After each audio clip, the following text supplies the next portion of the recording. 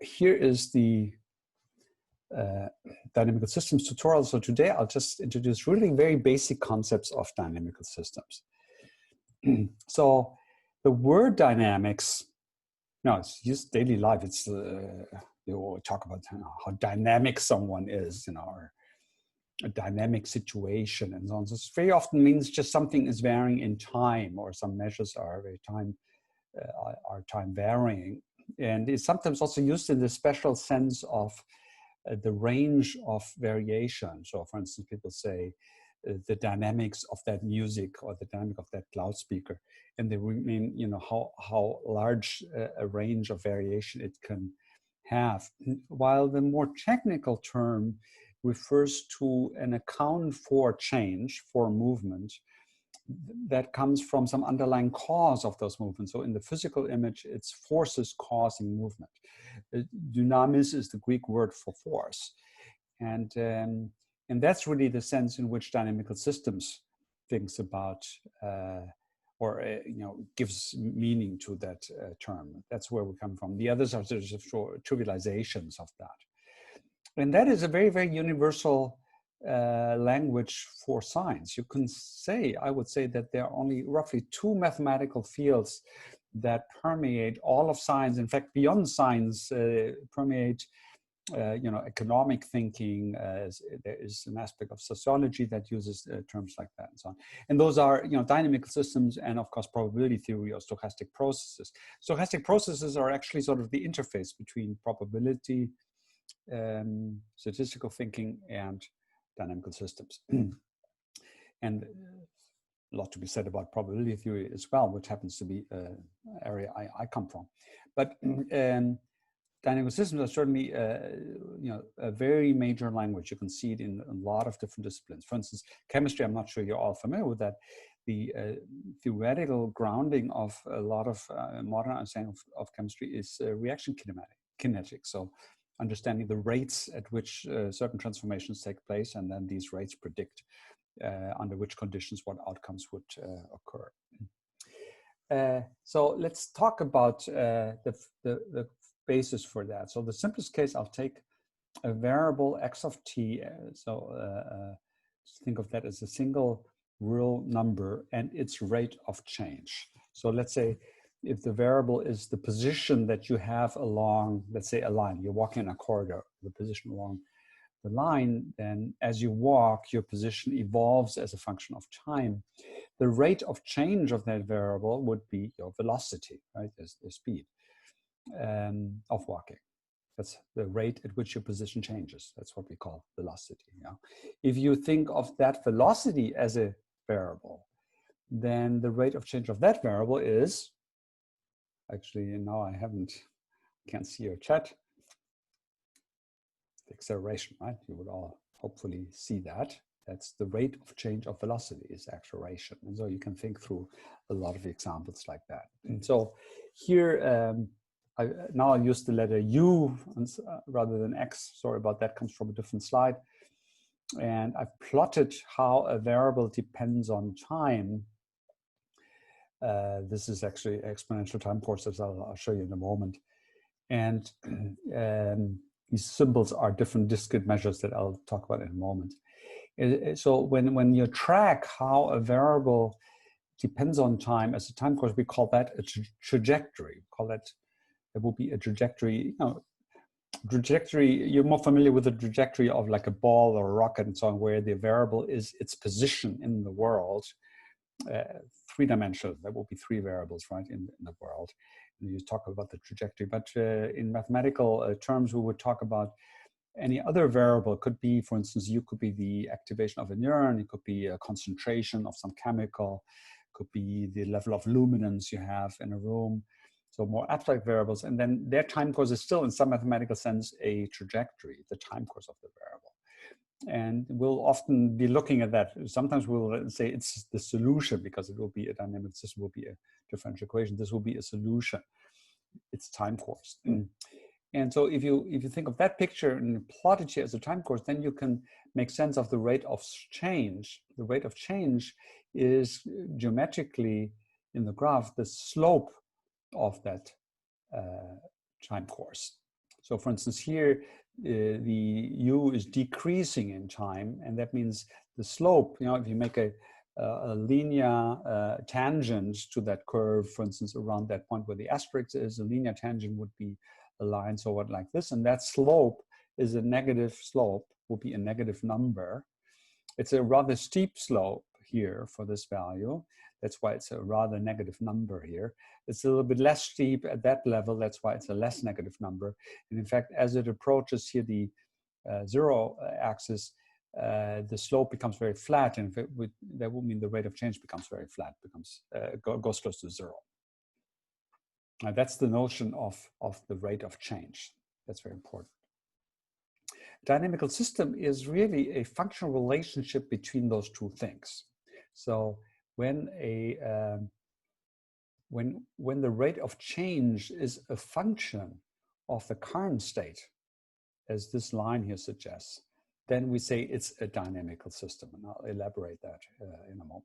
So here, actually, that is constructed to be the case. So, for instance, what you have to do to see that is to plot a value of u with the corresponding value that is at the corresponding time of u dot. U dot is the mathematical symbol for the rate of change, right? So that's what I did here. Take this rather large value of u and the rather negative value of u dot and make an entry here. And then I look at a later time and I plot this level of u here, less positive, and this rate of change, less negative, and that's the second point, and then the third. So if I keep doing that, then it will be, all these points lie on a line. That's because this is a solution of that particular equation. And if I started here, I would get to this quadrant if I started the solution that comes from the negative to the positive and has a positive slope, then I would get some dots here on this line.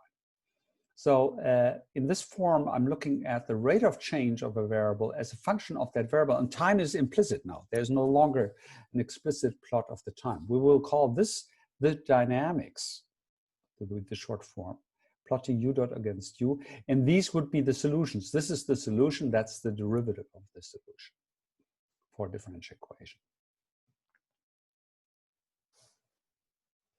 As kind of got quite a step here. So the thing that results is a dynamical system. We formally, another way to write the rate of change is dx by dt. Some old debate, I think Newton invented this idea of putting the dot on top of the variable, and then Leibniz used this dx by dt. And in the dx by dt formulation, you see the slope, like, because you go along x a little bit and t a little bit, and you divide by these increments, and that gives you the slope of the time function of the trajectory. So you can see directly that's the slope from that notation. So the dynamical system is when this rate of change is a function of the current state. So I'm plotting this linear function here, and that fact that you have that function, that it's a function of x, that makes it a dynamic system. So for instance, if I were to use a function like this, that is actually not a function. So if the value of the rate of change is not a unique function of x, function means it's unique. Given x dot is given. There are not two values or three values and so on for x dot. It's really just one value for x dot. Yeah, it's not trivial constraint. Then it's a dynamical system. So this is a linear dynamical system because it's a straight, this function that defines the dynamical system is a straight line. The linear refers to this functional relationship between the rate of change and a variable, not to the time course. The time course actually turns out to be exponential. So linear differential equation is the equation that's linear. And this is a linear one. And the solution of a linear is exponential. So this is the one equation that I want to solve here. I'm writing down the solution already. It's this particular equation where on the left I put this tau. So it's tau x dot equals minus x. Tau is some Greek number variable here in the time domain. And that's its solution, which I've plotted here. And one way to prove that it's a solution is to just check you can actually solve differential equations by just guessing the solution and then just checking if that's true. And check just means that you compute the derivative. So we compute the derivative of that exponential time course. To do that, you need to know from mathematics that the derivative of an exponential of time is just the exponential itself. So here the constant is not affected, so it's just kept here, and then the derivative of that exponential is the exponential itself. That's why it remains here. But this is not the exponent. Oops. This is not the exponential of t, but it's the exponential of minus t over tau. So you have to apply the chain rule. That is, you have to compute the derivative of this argument here of minus t divided by tau. And that is a linear function with a negative slope and a constant multiplied here. And a linear function, the slope of it is constant. So when you take the derivative of that, you just get the factor in front of the t, so the minus 1 over tau. So that comes from the derivative of this inner thing, and the chain rule says that I write that here to the right. So these are things that you learn in calculus, the chain rule, that exponential reproduce themselves under derivative. And I cannot do more than just remind you of that. If you don't know that, something you have to study yourself, and any calculus textbook takes you through those things. And so that's the derivative of that hypothesized solution. Now I can do a little arithmetic. I put the tau here that I divide by onto the left by multiplying with it. Then it comes here and it's dropped here. And the minus sign here I put here in front. And then you see that tau x dot is equal to minus. And then you have this left here, which was the same here up there.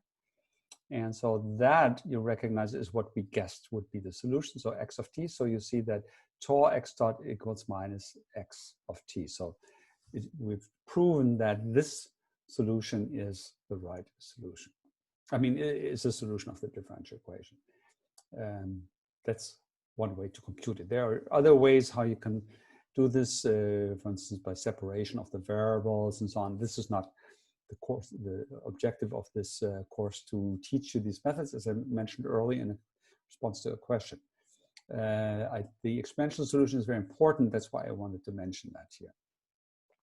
So linear differential equations have exponential solutions. I took the linear function where the slope is negative, this one here, and that's why I get the exponential with a minus t, which is a decay, a falling off. I'll say something about that in a moment. If I had taken the linear equation where the slope is positive, I would get a plus here, and that would be explosion, exponential explosion. Exponential explosion is, for instance, a model of population growth. Some of you might have heard that. It's always been discussed by the environmentally minded people who say that growth can't be sustained because it explodes.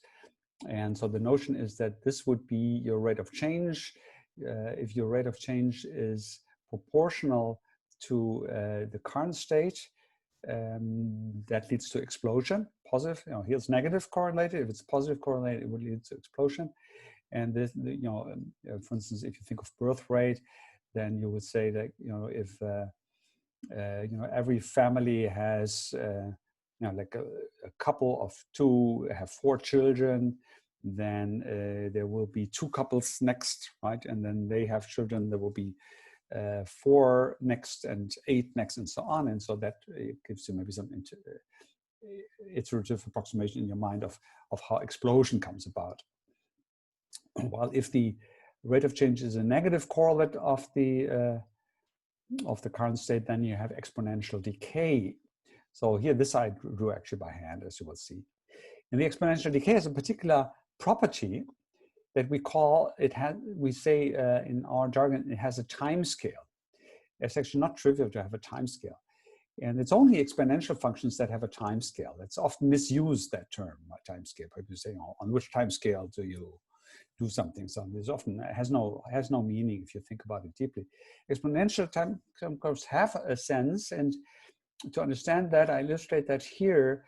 I start with some initial level of x, this is the initial level, and then I'm looking at the time when it has decayed by about a third. You might remember the natural number is 2.7 something, so roughly 3. So the decay to 1 over 3 approximately will happen when you have here up in the argument a -1. Exponential of -1 is 1 over e. Exponential is e to the power of minus t over tau. So if you put 0 here, if you put tau here, then you have -1, and that will be 1 over e. So at time tau, that decay has happened. And this was done by hand. So this is supposed to be 1/3 approximately of this distance. It didn't quite work out. We should redo that perhaps with a real function plotter. Now, when you do that again, so like you take this level and ask how much time does pass before that falls to 1/3 of its initial level. So x naught divided by e squared would be this next level. I didn't write that down here. Then you see what you need is exponential of -2, which would be when t equals 2 tau. And so at x of t, 2 tau, so that will be that same distance you have here in time extended into the future. That's when the decay would be, again, by the same factor. And so that is a scaling property. And that means that you can characterize the decay of that function by a number, tau, where it doesn't depend on the initial level of x naught. You can take any initial level, it will always, the percent change, in factor here of 30%, but it's true for any percent change. The same percent change of distance to the final state always takes the same amount of time. It's only true for the exponential function. So for instance, if you plot 1 over t, so it looks very similar if you draw it by hand, or 1 over t squared, or 1 over tn, or 1 over square root of t, or any of those functions. They roughly look the same, but there, the time it takes to reduce the distance to the final value by a certain percentage varies as you move along the curve. It's always different. So they don't have a time scale, nothing unique. They have structure on any time scale, as we say. It just depends on how far you are from the attractor. Only the exponential time courses have that scaling factor. That's very important. And so very often people just take that for granted. And that is empirically correct because almost all differential equations at some point are linear. For instance, when they're close to the zero crossing that I will be talking about extensively next week, I think, or now in 2 weeks, I will be talking about bifurcations, and they are around fixed points or about fixed points. Then you will find that close to a fixed point, you can ultimately linearize the equation, approximate it linearly, and so it will ultimately be exponential. And therefore, you can talk about the time scale of that system. You cannot do that in general when the dynamics is nonlinear, as I will show you in a moment.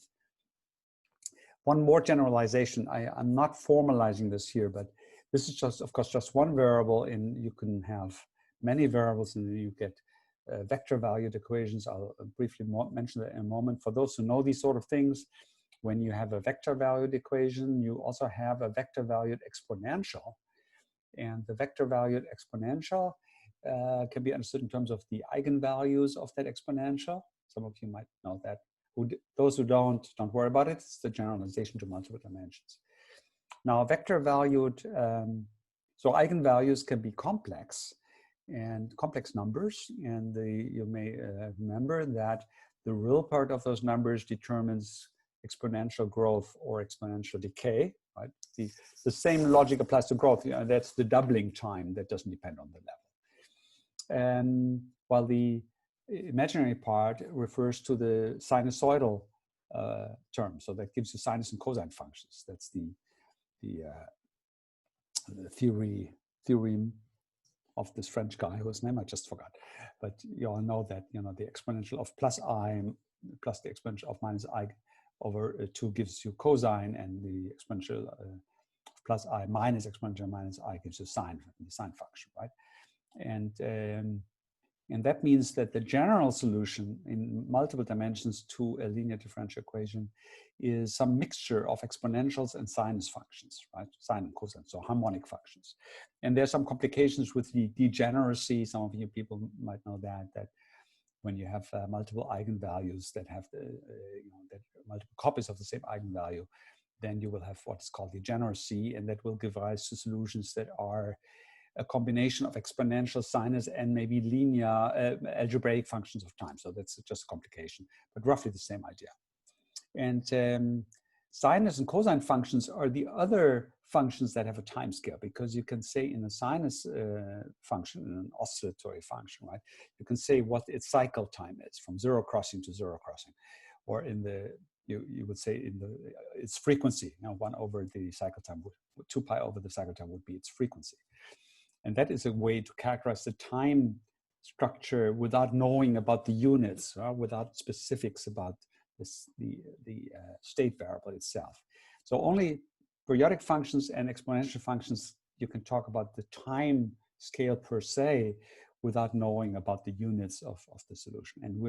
And those are very important because they appear as solutions of linear equations, and almost always equations can be linearized. Engineers actually always linearize all equations, and if they can't, then they say that's a topic for physicists. So very typically that is the approximation everyone is using, rightly so. And in fact, there's a mathematical theorem called Hartmann-Grobman theorem that tells you that approximately, asymptotically, these descriptions describe the time courses well. And that's why we can take that for granted, that all the functions that we'll be looking at have a time scale. And so very often people refer to time scales, but gloss over where they come from. They come from these kind of linear differential equations. So that will be very important for us. We'll be most of the time dealing with these sort of situations where there is a single zero crossing straight line through it as an approximation, and then we'll look at exponential relaxation, and we will say that is stability, because what that will mean is that if there is some initial deviation from this asymptotic state, you see this converges to zero, the asymptotic state will be this fixed point here where the rate of change is zero. That any deviation from that will decay over time. You will approximate, converge in time to that. That will be stability. I'll discuss that in the next tutorial in more detail. Good. So that's linear. That's a nonlinear differential dynamical system, just because it's not a straight line, right? This is not a straight line, it's some curved line. This is actually in some way not a dramatically different dynamical system, because it still has this 1 0 crossing, which you could approximate as linear. It just tapers off here. So we will later say this is not a qualitatively different. It's sort of can qualitatively still be well approximated by the linear differential equation, but it's a nonlinear differential equation. You see the term nonlinear doesn't have as much a new concrete meaning as linear, right? Because anything that's not linear is nonlinear, so it doesn't mean so much. And there can be actually different kinds of nonlinearities, and the physicists might know that. They are called perturbative or non-perturbative and so on. I can't go into that. And we'll be seeing what are more essential nonlinearities again in some more advanced lectures, where we'll be talking about bifurcations. So the nonlinear refers again to how the rate of change depends on the function x. So the general, if you write a general dynamical system, of course, is nonlinear because it's only a very special class that is linear, even though that class plays a big role. So what characterizes a dynamical system? This is a typical exam question. What is this core property? That core property can be framed as saying the present determines the future. Mathematicians say it's the existence and uniqueness theorem. It's the theorem that says that there exists a unique solution to any initial condition. But what it conceptually captures is that the present determines the future. So let's first make sense of that. So for instance, here let's say along this x-axis, you have some initial condition that is, at one point in time, I have this value of x, that's where I am. And now you can sort of intuitively make a mental simulation to intuitively understand why that predicts the future. Because you could say, well, I can look up what my rate of change is. It's a negative rate of change. And that will mean I will be next moment have moved a little bit to the left. Now, next moment, I'm introducing some kind of discrete interval where you would actually have done that. And of course, it's supposed to be continuous. So it's an infinitesimal interval. So it would take a lot of iterations to really move there. But we can sort of mentally do that. And so at some point later, I will look up again what the rate of change is, and it is even more negative, and it will move further to the left, and so on. So that mental simulation illustrates that theorem that can be proven, that the initial value of the dynamical variable x predicts the future. And so mathematically the theorem is just to say that under some conditions for these f, essentially the f have to be smooth, they cannot have jumps, they cannot have too many edges, then that will be true. And there are some complications. It's only true for an interval of time. Mathematically, it doesn't always guarantee that there's a solution that goes into all future. In the practice, that doesn't, it's only under exotic cases that doesn't really work for us, that have to do with singularities, that the rate of change becomes very large. And so for all purposes, it predicts the future as far as we can imagine it going. So that's sort of the core idea of dynamical systems, and that's a very special idea. It's not maybe even fully intuitive, because sometimes you would think, well, I have to know the whole history to predict the future. And dynamic systems is this special thing where you can say, I can limit my knowledge to just one moment in time, one value, and then the future is fixed. Of course, it would be rare for that really be to just one value of one variable. Very often you might need a whole vector or a lot of variables that you need to know about. But if you include enough stuff in this variable, then the future is predicted just by the present value. You don't need to know the whole history until you go there. Yes? Is this sort of the same as saying that it's a continuous function? No. I mean, that the solution is a continuous function of time, you mean? Yeah, I think so. I'm trying to understand what you mean by, like, when you say that there's no jumps, for example. Yes. Okay. Yes, exactly. So the dynamical function itself, the f of x, that needs to be a continuous function. It actually needs to be such that the derivative, so smooth means the derivative exists. It's a differential function, differentiable. So it's a little bit more than continuous. So you're not, actually one can, let's say you're safe if the derivative exists and the derivative is continuous. Right, okay. Yeah, but then mathematicians can make it a little weaker. They can allow for certain edges, but not too many. Mm-hmm. Yeah, so this is called Lipschitz continuous. But for all purposes, you can say it's going to be differentiable, and that means it doesn't have any edges, let's say. Then you're safe. Right. Yeah. Okay, thanks. That's the condition for that to be true. So I'm not proving these theorems or even citing them correctly. And they're, that you can look that up in textbooks. In fact, on the course webpage, I'm pointing to a book, the Scheinerman book, which is publicly available, beautifully made free by the author as a PDF. And it's very nice, very elementary textbook on dynamical systems that treats differential equations. It also treats discrete time dynamical systems, iterative, which are more complicated. You might think it's more intuitive, but it's actually more complicated, turns out, than continuous time. So I encourage you to not read those parts. And I mean, you're free to do that, but you can focus only on the continuous time version. And that, for instance, discusses the existence and uniqueness theorem in one of the early chapters. So this is a very critical property of dynamical systems. If you know anything about stochastic processes, I can say the analogy in stochastic processes is the Markov property. Some of you might know.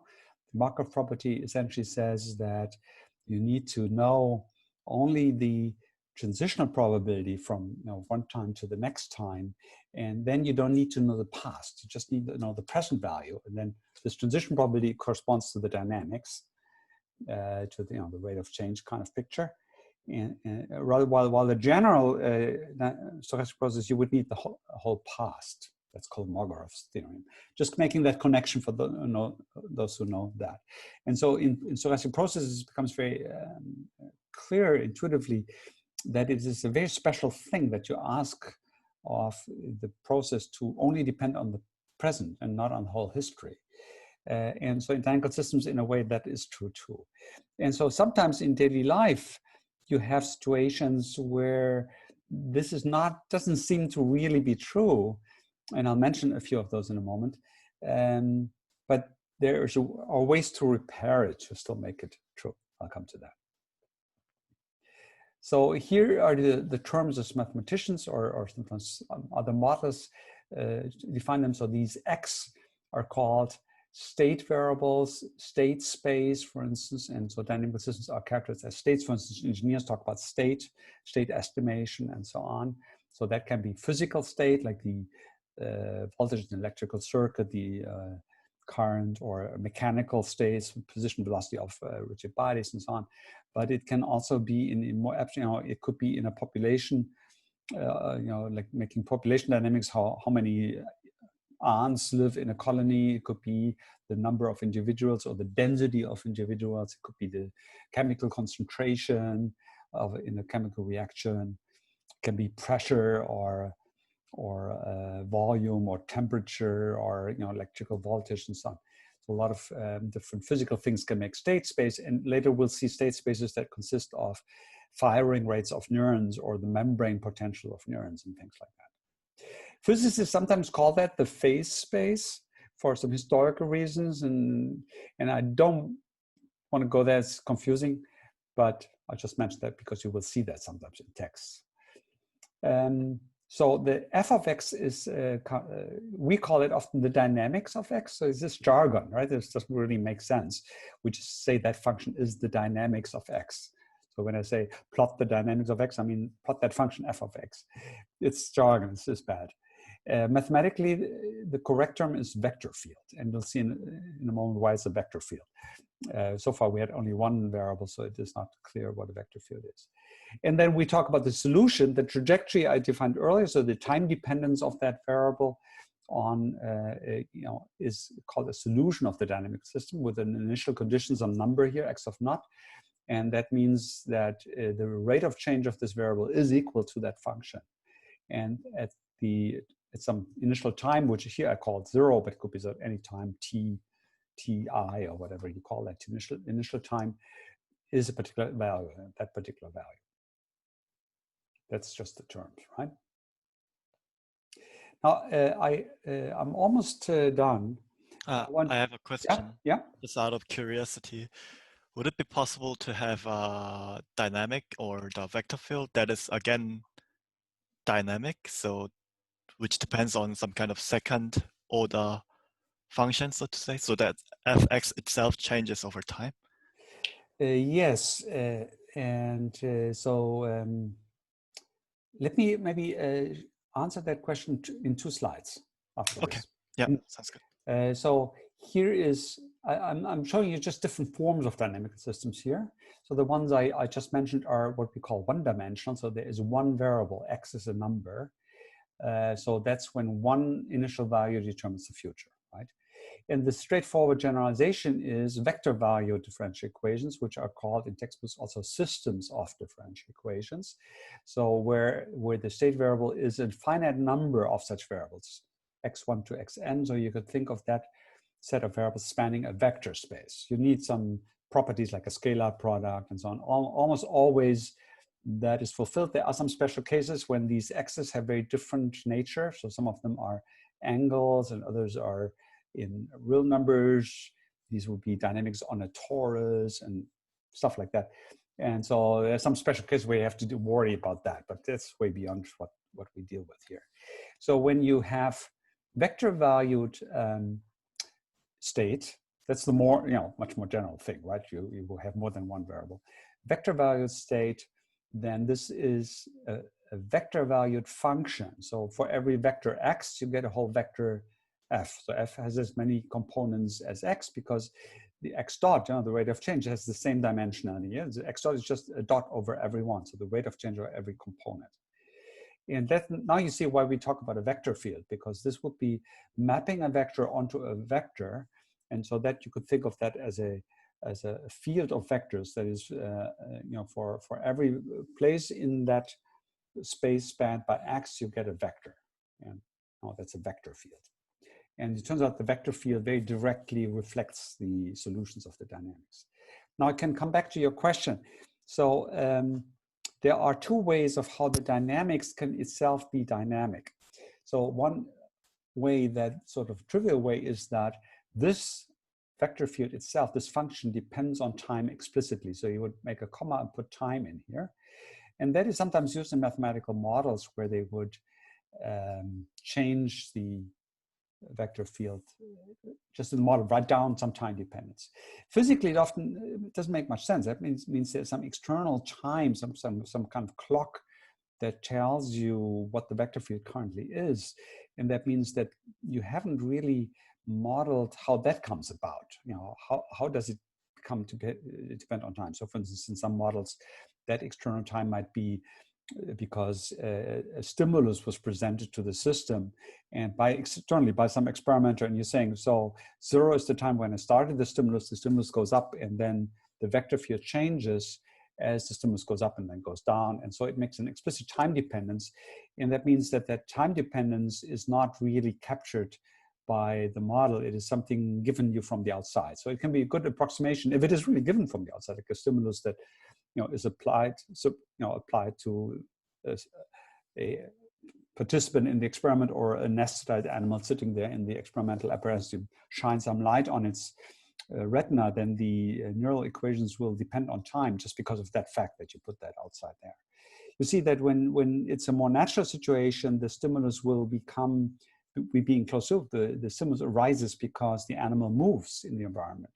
And then a more correct description would be to say, I'm actually, the vector field is such that it captures that closed loop behavior, so that when I have a certain behavior vector X, that then it follows what kind of input the system gets. And to do that, you have to make a much more complete model. So this form of describing the time-changing vector field is always sort of a shortcut where you're simplifying the model. And would be not, it's called non-autonomous. So a dynamical system that doesn't depend explicitly on time is called autonomous. And when it depends on time, it's called non-autonomous. And the intuitive meaning of autonomous correlates with that, because that will mean, it's not autonomous in the sense there's something from the outside that determines its behavior. And if you wanted to really model how an organism behaves autonomously, not being told by someone from the outside, you'd have to model how it gets its inputs as a function of what itself does, and that will be a much more complete model. And that points to the other way of how the vector field can depend on, can vary. Because very often you're modeling only a small part of this vector space, right? In the brain, you have 10 to the power of 12 neurons, and very often we'll be looking just at some subpopulation. And that would mean that we're modeling a few of these variables, and the other variables will have some values that we don't account for. And when under some conditions, it could be that those other values evolve under some other process like learning or adaptation or some task configuration. And those values effectively change the vector field that we'll be observing. And then the ultimate task would be, of course, to understand how that change comes about. And that will be just makes expanding the model to make it more and more complete. This is something that you will sometimes concretely see in our dynamic field models, where we replace shortcuts by really accounting for the other processes. And that means that changes to the vector field that were previously just taken as given, now you can account for how they come about. Does that answer your question? So basically both of them are used because basically our model is not complete enough. Yeah, you could say when the vector field changes, you haven't accounted for how it changes, and the account for that would be to expand the state space to include those factors that make it change. Okay, thank you. Yeah, see, it's a lot of tasks, because then you also have to predict all the other values. Good. So I'm going to mention just two more variants of dynamical systems, just more to connect to stuff you know. So one limit is that you have continuously many variables. You can't write it as a vector. You can then write it as a function. Now, a function is really just the continuous extension of a vector. So rather than have discrete indices, you have a continuous index. We typically write it then in parentheses x of t rather than write it as an index xi. And when you do that, you can still have dynamical systems. There are two variants of that. The variant we'll be looking at are so-called integral differential equations. This is actually wrong here. I'm just noticing this is called integral differential equation. This formulation here, and that's something that we'll be having in dynamical field theory. So where on the right-hand side, you're summing or integrating over some of these variables. So that replaces the sum, right? When you're on the right hand, you're summing over a lot of indices. Now when it's continuously many, you're integrating. You could also have a formulation where the function depends not just on the current state of your variable. There's also another typo here I just noticed, where this is supposed to be t here, this one. Sorry. Depends on not on the current state, but also on the state, but also on its gradient, on how steeply it depends on that other variable, and maybe higher derivatives of that. And there are, partial derivatives make that you can have, the plus operators and stuff like that. And the physicists will recognize that's the partial differential equations that you know from the Maxwell equation. Schrödinger equation would be like that, or the Navier-Stokes equation for continuous media and so on. In physics, these are very important. In neural modeling, they are not so important because these gradients and so on don't really make sense. So in neural dynamics, these integral differential equations are important as continuous forms of the sums that neurons sum over inputs, and when you smear out the neurons as continua, then the sums become integrals. Okay, so we'll deal with that. These integral differential equations are mathematically not really very complicated. The partial differential equations are much more complicated, so we're lucky. And so we'll in the easy category here. And the last thing is... I have one more question about that. Like, how can you treat many neurons as continuous variables? Because neurons itself is discrete, right? You can count neurons. That is right. And it's an approximation, of course. And it has really two different origins.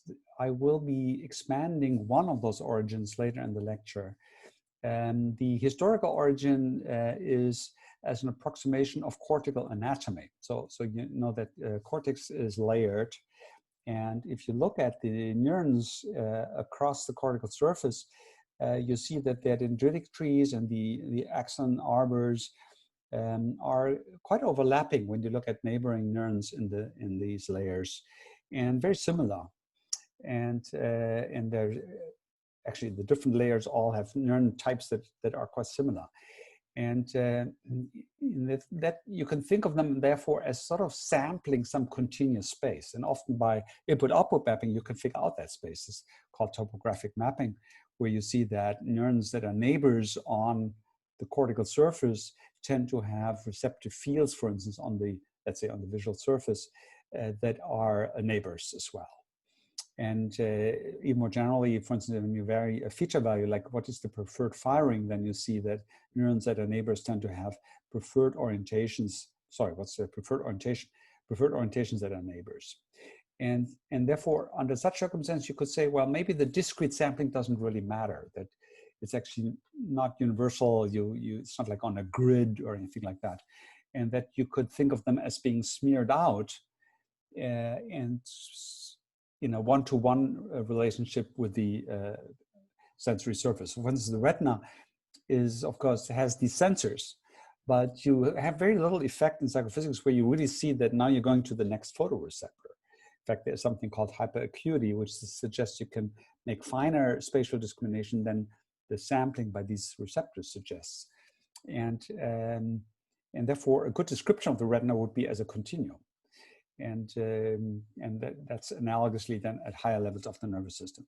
So I would say that yes, neurons sample that discretely, but the discrete sampling doesn't matter functionally. It doesn't really make a difference.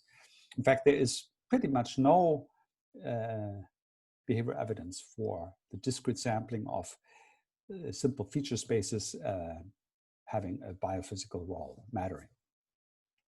The second reason for this approximation is a bit more difficult to understand. It's more abstract. I will expand on that. It has to do with population code. And it actually says that even if you have only 2 neurons, you sample a space by having only 2 neurons.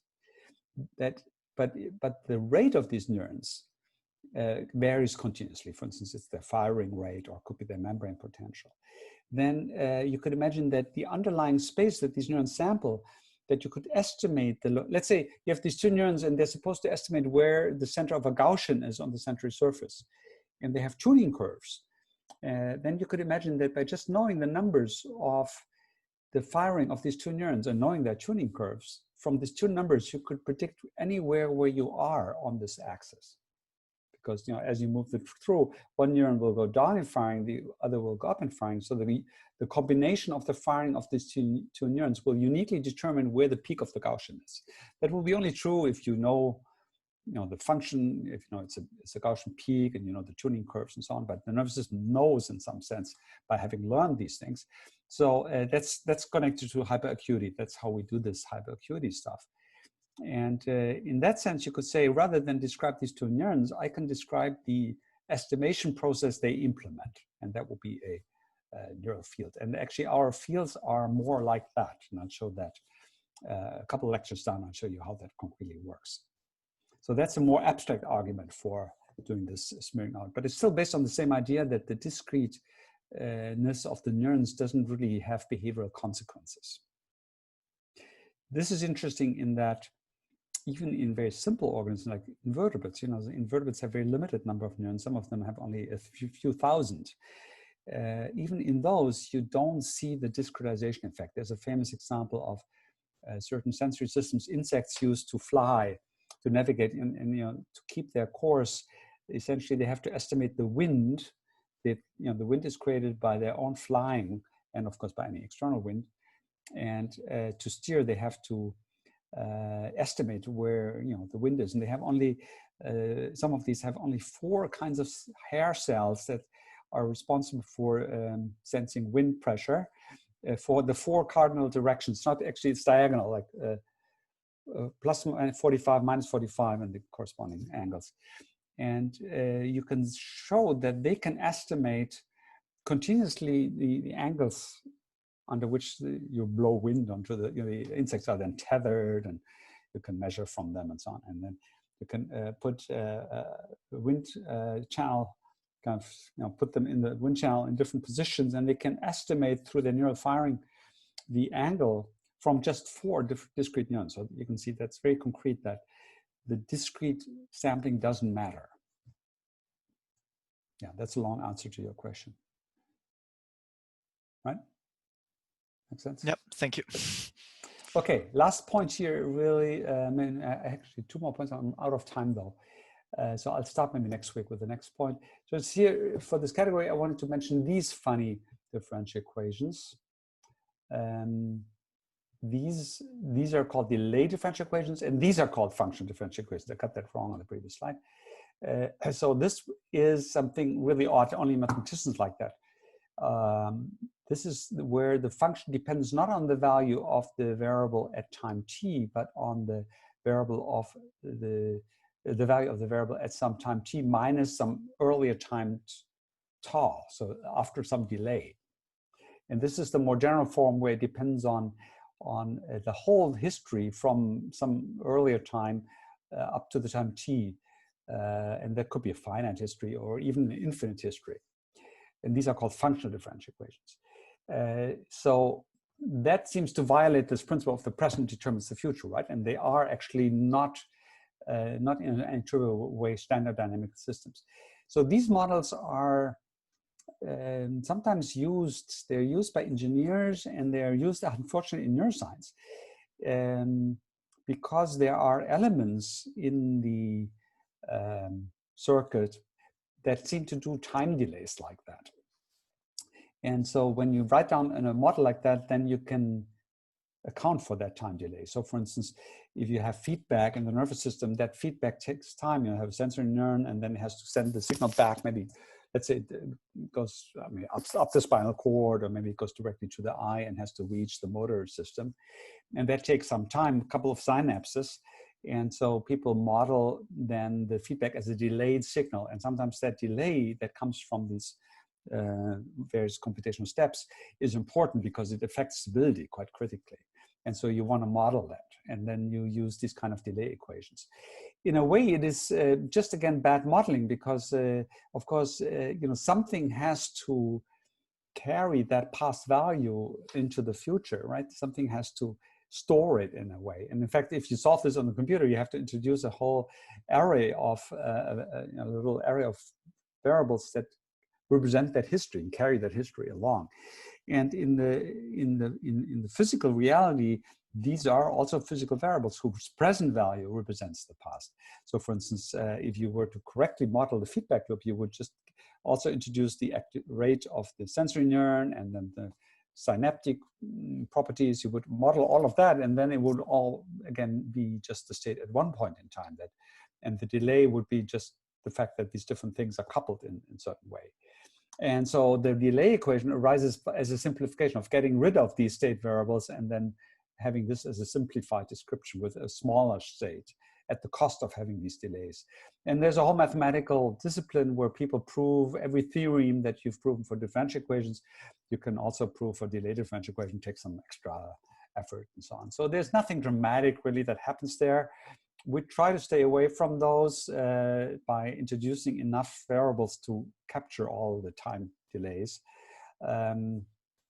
But sometimes we do this just to connect to the literature. So when people typically model a delay, we have to show that with delay, our model also works. It's nothing very interesting. And this is just a more radical version. Engineers have this sometimes because they implement filters, and filters would sort of take past values and smear them out in some way.